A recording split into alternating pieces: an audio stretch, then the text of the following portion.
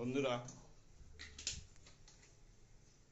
বন্ধুরা দেখতেই পাচ্ছেন আজকের আমাদের একটা ছোট্ট রেসিপি হচ্ছে সুন্দর রেসিপি ডিমের কারি। আপনারা ঘরে বসেই করতে পারবেন। দেখুন কত সুন্দরভাবে তৈরি হচ্ছে। কড়াতে তেল দিলাম।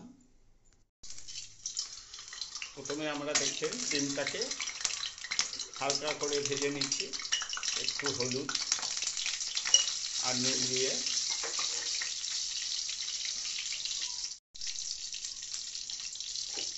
দেখতেই পাচ্ছেন ডিমটাকে ভাজা হয়ে গেছে। এইবারে দিচ্ছি এলাচ ও দালচিনি। তারপরে দেখতেই পাচ্ছেন টমেটো কুচি, পেঁয়াজ কুচি ছোটো ছোটো করে কেটে রাখা আছে, ধনে পাতা, কাঁচা লঙ্কা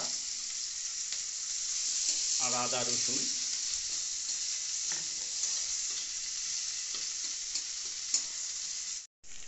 হালকা একটু চিনি দেবেন, ভুলবেন না কিন্তু।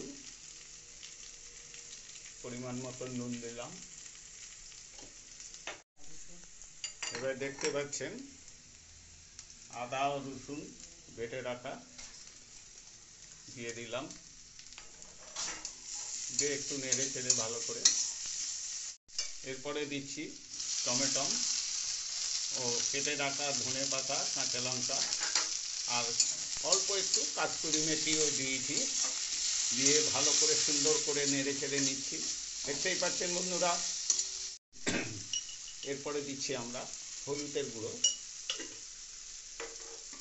তারপরে পরিমাণ মতন কাশ্মীরি লঙ্কার গুঁড়ো। দেখতেই পাচ্ছেন।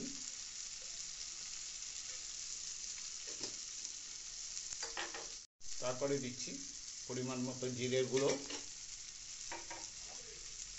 তারপরে দিচ্ছি পরিমাণ মতো ধনের গুঁড়ো।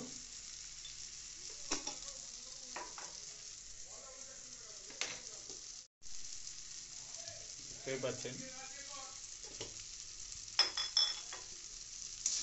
দিয়ে দিলাম। দেখতেই পাচ্ছেন ডিমটা কড়ার মধ্যে দিয়ে একটু নেড়ে চেড়ে নিয়ে এইবারে আমরা জল দিয়ে দেবো।